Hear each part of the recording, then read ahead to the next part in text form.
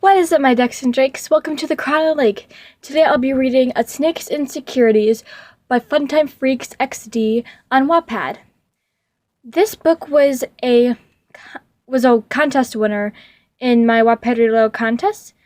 Go to my Discord for more information about the next Wattpad Read Aloud contest. Patton and Logan were sitting in the commons of the Mine Palace. Logan seemed buried in his book, but Patton was obviously troubled. Logan? The side looked at morality.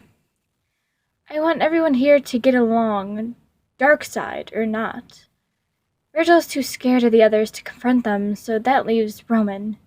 Remus and him seem to be slowly fixing things up, going from full-on fights to bickering. And he and Janus, though. Patton didn't finish his sentence, but Logan understood.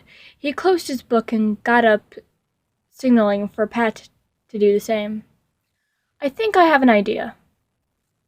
Roman woke up first. He immediately noticed that he wasn't in his bed. He wasn't even in his room. The aura was sinister and mischievous, but weirdly friendly, and Roman recognized it immediately. He was somewhere in Remus's room. He sat up and looked around the space. It was big enough to squish all the sides in it, plus Remy and Emily. He then noticed the clothes that hung opposite of him. It was Remus's closet. Remy was confused. He was about to get up, but he felt something next to his leg. It was cold and somewhat soft, but then he noticed it wasn't moving, specifically breathing. And with every breath, it let out a slight hiss, just like a snake.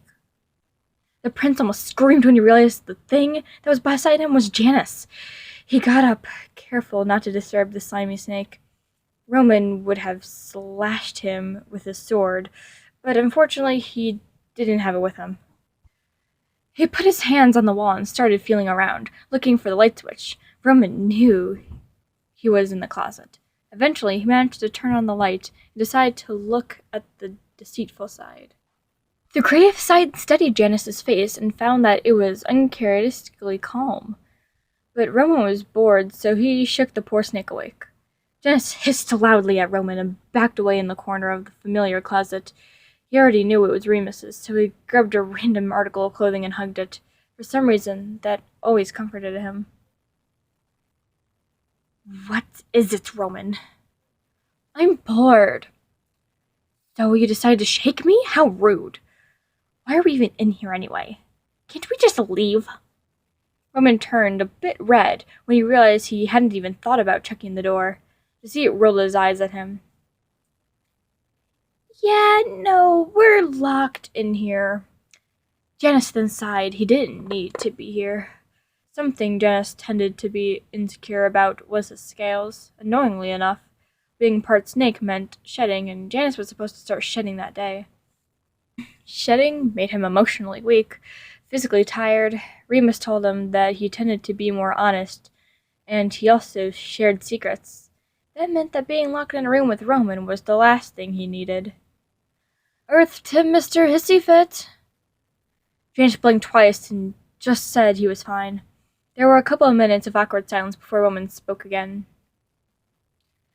Wow, you're acting off. What? No, really? Janus said, sarcasm evident in his voice. The prince muttered a "jeez" before the silence returned. It lasted at least 10 minutes. Janus was in the middle of humming a melody of a song Remus sang once. When he saw a letter slide under the door, he quickly grabbed it and opened it. Janus was only really close to Remus, but even he could tell who wrote the letter. The letter was in cursive, and the ink was light blue and in glitter. There were even little hearts. Yep, definitely Patton. Hey, Roman, we have a letter. When he was sure he had the creative side's attention, he started reading, trying to mimic Patton's voice. Hi, kiddos. I know you're pretty angry at us for locking you in the closet, but I need everyone to be happy and get along, so I started with you. All you needed to do is talk to each other and get to know each other better. Please don't fight. Janus stopped reading out loud, but there was something written in green at the bottom of the page. P.S. Hey, Janus. Or at least I hope this is you. I know you're supposed to shed today, so I hid your cream and some pills in my onesie to help. Hope you make up with my brother. Janus laughed a little at the Duke's message. Ignoring a surprised look from Roman, he got up and looked for Remus's onesie. He grabbed it and retrieved the medicine from inside it. He quickly swallowed one of the pills and completely forgetting about the prince. He then sat down and put the cream on his face, Snake's side. He was about to put on the rest of his snake body, but creativity interrupted it. What's that? A cream? Why do you have it? Because your brother gave it to me. Why did he give it to you? Because I need it. They both stayed silent for a second. Pedden said we'd had to get to know each other more, and you're not helping. I highly doubt this is that important. Well, it's important enough for you to down a pill and apply some sort of cream, so... Okay, geez, I'll tell you. But you have to turn around first. Roman did as instructed, expecting to be knocked out, but that didn't happen. Janus was actually just putting more of the cream. He asked the prince to turn around because he had scales on his stomach and leg, which meant he was basically naked. There was another reason, though. Janus didn't like to think about it. After finishing and getting dressed again, Janus told Roman to turn around again. Okay, spill the beans! Actually, let's make it a guessing game. Okay. I'll give you a hint. It has something to do with my snake side. After 10 minutes, Roman saw it and guessed correctly, so Janus just gave up. Since I'm half snake, my skills need to shed. Today I'm starting to do just that, and your brother knows about this. So I hid my pills in my cream. Understand? It took a moment for Roman to understand. You shed? Yes. Can I go back to my corner now? Nope. We have to get along, remember? Oh, MG. Oh, okay. What are we doing to, get along? How about I ask a question, you answer it, no lies, then you ask a question and I'll answer it. Sure, that sounds good enough. Janus's point of view. And so we started our little game. Roman went first. Okay, who's your favorite side and why? Easy. Remus. He's the only one that cared about me. Why did you abandon Remus? I didn't abandon him. I scoffed and glared at him. That's not what he told me. What did he tell you? I studied his face for a moment, but immediately I could tell Roman wasn't lying. He really didn't know what happened. He told me he'd been emotionally unstable and noticed black tendrils reaching out to grab him and pull him into the dark side. Apparently, he screamed for you, but all he heard was you laughing, so he thought you found his suffering funny and willingly gave you into the darkness. I found him lying on the floor, wearing black leaking from his mouth and tears streaming down his face. The prince looked horrified when I told him what had happened. Tears built up in his eyes, with the threatening to spill over at any moment. Well, I guess it's my turn. What's the scar thing running down from the corner of your mouth to your ear? And the missing ear, of course. I flinched and hugged Remus's clothes tighter. I didn't like that question. Well, as you may have guessed, having snake scales on your face would make you weird, right? And weird means different, and different means you don't fit in. I was obsessed with fitting in, even if I had to scratch my scales off. Remus and Virgil found me before I could do more. And for the ear, it was an accident. Roman gasped a little and looked at me. I looked a moment to collect myself again. What did you miss most about Remus? Other than him just existing? It's comforting. I had nightmares when I was younger, but Remus was always there to sing for me and calm me down. That's why I barely slept when he was missing. I know what he means. I also had nightmares, and so did Virgil. Remus was truly the best at comforting. Even when he found out about... Never mind. Okay, no offense with this question, but have you been telling the truth? Gotta say that hurt a little. Yes, I could choose to lie if I want to, but my consistent lies instead of telling the truth depend on emotions. If I'm calm, happy, sad, I always tell the truth unless I choose to lie. If I'm angry, nervous, or other negative emotions, I always lie. I'm not sure if the princely figure understood, but that didn't matter. Do you hate someone here? What? No, at least not anymore. Okay, moving on. Do you actually have a pet? Yes, she's a yellow cordon python, but she's more golden than yellow. Favorite food? Pancakes. Can you sing? Yes, Remus said I'm a good singer.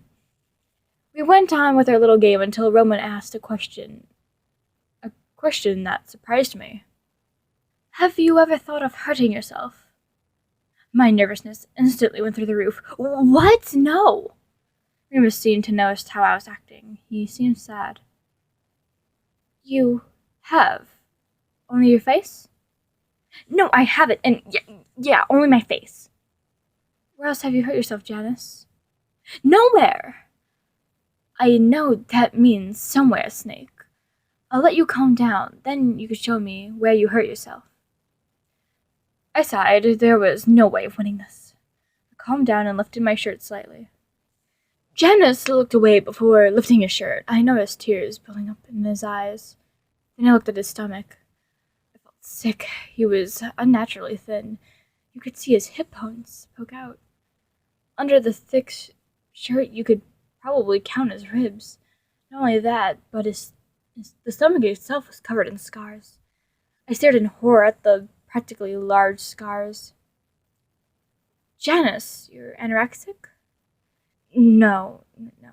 Your brother found out. He's helping me recover.